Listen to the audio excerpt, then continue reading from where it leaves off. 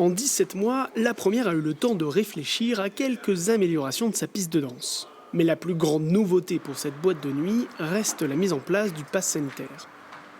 Si vous avez votre schéma vaccinal complet, il n'y aura aucun problème évidemment pour entrer. Et puis si vous n'avez pas de test valide, vous avez la possibilité devant la première de vous faire tester avec un test antigénique.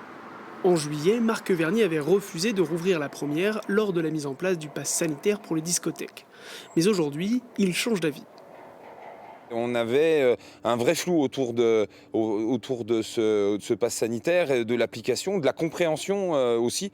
Voilà, maintenant on a quelque chose qui est un petit peu plus lisible pour les utilisateurs. Après 17 mois sans voir un seul client, cette réouverture est une bonne nouvelle. Marc Vernier préfère toutefois ne pas s'enflammer. On a quand même une jauge qui est réduite. On va être confronté quand même à certains problèmes justement sur les validations des passes, sur la jauge. Donc non, on espère en tout cas que les beaux jours reviennent. Ça mettra à mon avis un certain moment aussi à revenir à la normale, et à la normale aussi bien au niveau de l'activité qu'au niveau du financier.